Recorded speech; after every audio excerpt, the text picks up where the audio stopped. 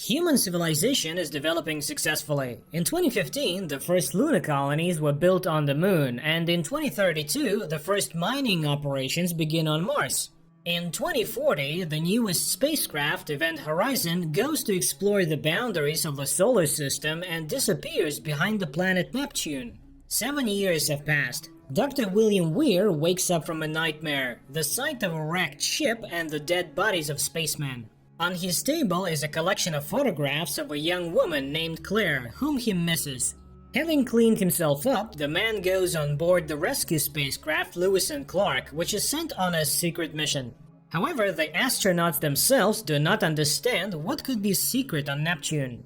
The captain gives final orders, and the crew prepares for sleep and stasis. Other doctors examine him. He is injected with a substance that helps the body cope with overloads, and the capsule closes. It takes 56 days on the road, and one day Weir hears his name through the dream and wakes up. He gets out of the capsule and looks around. All the crew members are asleep, but the voice continues to sound. He goes out to the control room, sees a woman in the pilot seat, and recognizes his Claire. But at this moment, she opens her eyes with empty sockets. He starts screaming, and it turns out that he's dreaming this nightmare, and he's still locked in the capsule. The crew doctors release the man and make fun of him. This happens to everyone on their first time. Weir goes to the bridge, where the entire crew is already gathering. Lieutenant Peters is watching video footage with her young son, and noticing this, Captain Miller apologizes to the woman. He tried to find a replacement for her, but the deadlines were too short. Then he introduces the doctor to the team. Senior Assistant Stark, Justin is a service engineer, funny guy Cooper, jack of all trades, Peters is a medic, the pilot is Smith, DJ is a doctor. Weir says that a signal was recently received from the ship Event Horizon that disappeared 7 years ago. In fact, the ship is a secret government project capable of making long-distance flights at super light speed. The crew members take the doctor's words skeptically because, according to the theory of relativity, this is impossible. Weir explains that the theory of relativity can be circumvented.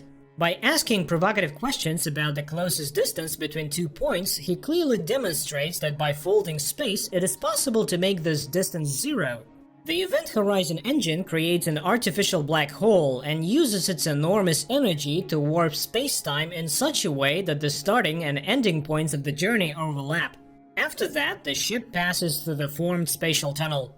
Then the space unfolds back and takes its former shape. This is called the gravity mode, and it was created by Weir. The ship was supposed to move to Proxima Centauri, the star nearest to the sun, but it went missing. And now a signal has come from which they managed to extract some information. And these are heart-rending screams with a phrase repeated by the captain's voice, which DJ deciphers as "Liberate me," which means "help me" in Latin. At this moment, signals begin to sound, informing about the approach to the ship Event Horizon, but it is completely invisible in the upper atmosphere. Nevertheless, Smith manages to moor to the ship that suddenly comes into view, and its appearance surprises the crew. The ship is huge and has an unusual shape. Stark conducts a bioscan of the ship, but the instruments show a complete absence of life, as well as icy cold temperatures inside. A research team is dispatched to the ship, while the doctor directs rescuers through comms. The ship meets the explorers with a void in which all kinds of objects float. None of the crew members are visible. Justin goes to inspect the gravity engine, then Peters and Captain go to the front of the ship.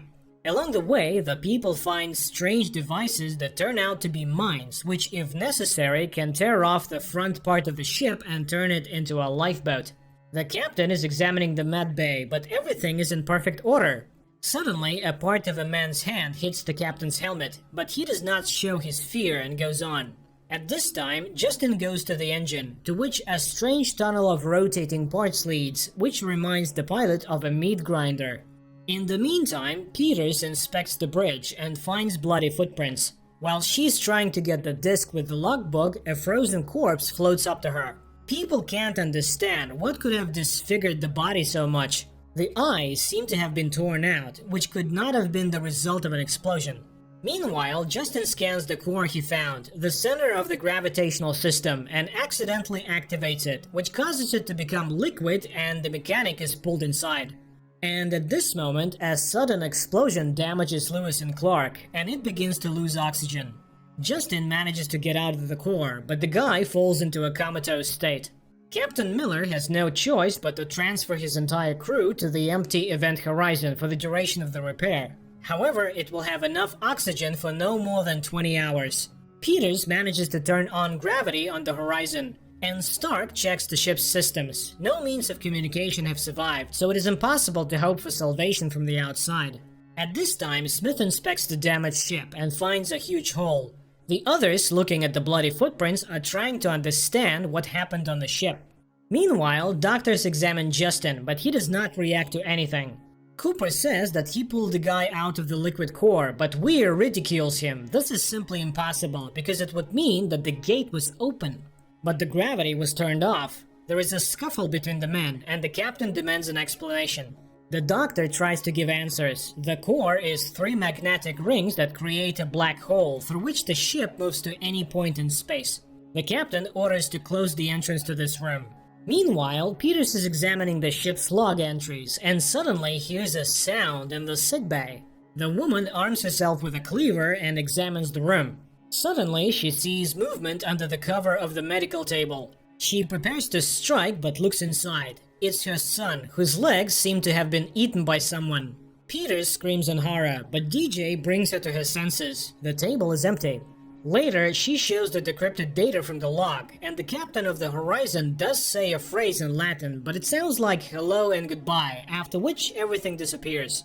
At this moment, a rapid outflow of energy begins, and the doctor understands the core has started working. But why? He and the captain hurry to him, and Weir descends into one of the working tunnels. At this time, Justin, waking up, talks about the darkness that is already coming. Weir finds a short circuit, but hears his wife's voice again. The space around him begins to visually change, which leads to fright. The man tries to call the captain for help, and sees Claire without eyes, who calls to him to stay with her. At the same time, the captain sees a burnt man coming out of the liquid surrounding the core. Later, having gathered together, the crew discusses their visions. Smith is sure that the ship is simply cursed. DJ stops his tantrum with a scalpel, and the captain sends Smith and Cooper to repair their ship. After that, Stark tries to explain to the captain that the ship somehow reacts to people as if it was a living creature. At this time, Justin regains consciousness and tries to commit suicide by going into outer space without a spacesuit. People try to persuade the guy to come back, but he talks about the darkness inside him and opens the door. The guy comes to his senses for a second, not understanding what happened. And then Miller miraculously saves him by pushing him back into the airlock. Medics are rushing to help. The crippled Justin is immersed in a pressure chamber. The captain orders to activate all the possibilities. There is 4 hours of air left, and they need to find out what happened to the first crew before it happens to them. Stark remembers Justin's words about the darkness inside him, but Weir can't explain these words and just leaves the bridge. The captain catches up with him. He must know what's going on. It was Weir who built the ship, and he should know where the gates open and where the ship has been for the last 7 years. But he can't say anything definite. The captain leaves, but in the passage he begins to hear the voice of his boatswain, who died on the ship that Miller previously commanded. Back then, there was an explosion of the oxygen tanks, and only 4 crew members managed to escape. The boatswain was shouting, but Miller couldn't do anything for him. After that, he swore that he would not lose a single crew member. It turns out that the ship knows the fears and secrets of each of them, and it brings them out to the surface.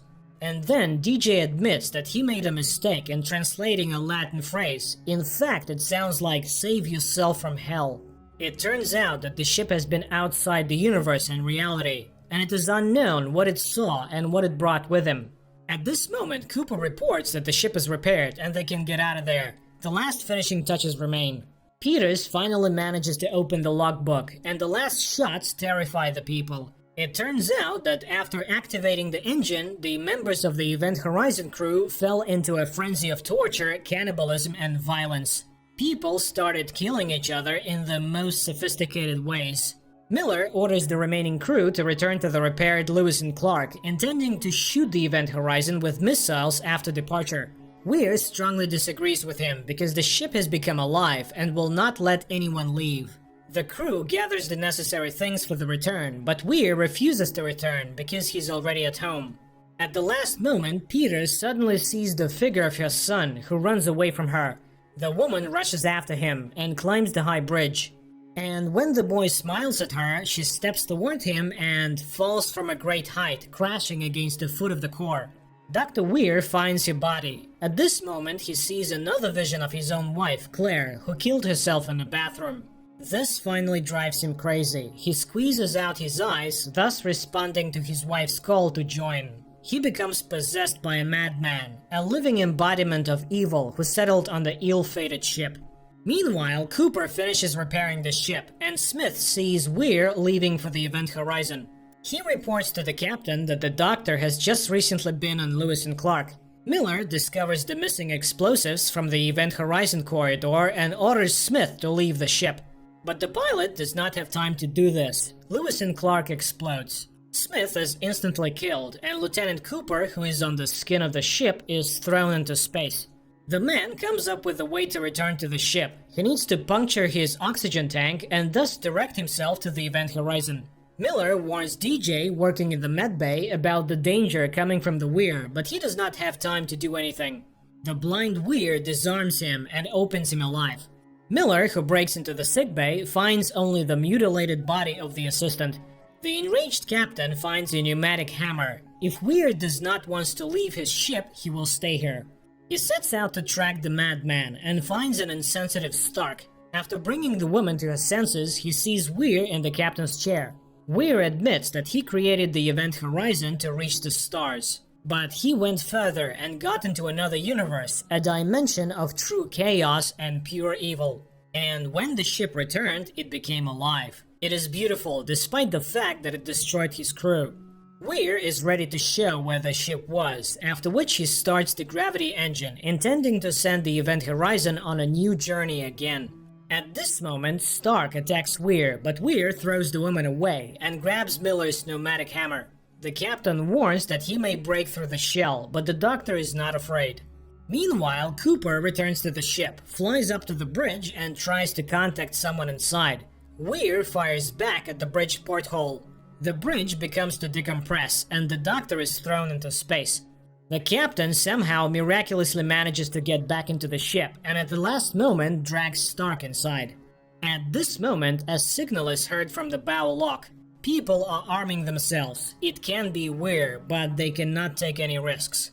Fortunately, it turns out to be Cooper. But despite the death of the doctor, nothing is over yet because the core is activated. Miller decides to blow up the corridor and hide in the wheelhouse. To do this, they will prepare the tanks and plunge into stasis, first sending signals of rescue. The captain goes to fulfill the plans, hearing warnings about the opening of the gate. And Cooper, having turned on the emergency beacon, suddenly sees streams of blood filling the ship. He barely manages to help Stark, and he rushes to the bow. Captain Miller prepares to activate the explosives on the bridge, but the vision of the burning boatswain drives him into the engine room. And suddenly, the image of the boatswain is replaced by a triumphant Weir returned by the ship. He shows Miller the dimension of chaos, saying that hell is just a word and reality is much worse, and he will show the captain everything. Terrible visions of his crew flash before Miller's eyes, and he gets into a fight with the doctor. But evil cannot be defeated, and only at the last moment he manages to detonate the explosives, dividing the ship. After a few seconds, the tail section with Weir and Miller falls into the resulting funnel, and the front section with the 3 surviving crew members, Cooper, Stark, and Justin, immersed in suspended animation, remains in our universe in the orbit of Neptune. Cooper and Stark say goodbye to the captain and are placed in pressure chambers, waiting for rescuers. After 72 days, a second rescue team appears on the ship. Stark is the first to come out of suspended animation and joyfully welcomes people from Earth and asks where Cooper and Justin are. However, under the lifeguard's helmet, she again sees the scarred, disfigured, but still triumphant face of Dr. Weir. Stark is terrified by a monstrous vision. Cooper and the lifeguard try to calm her down, repeating that everything terrible is over. But then the airlock door closes, leaving the finale of the film open. There are certain failures in the film, outright nonsense in the vision of the future and scientific discoveries. But the philosophical question is by no means ridiculous. Where are mankind's new discoveries leading? And who knows what's beyond the horizon?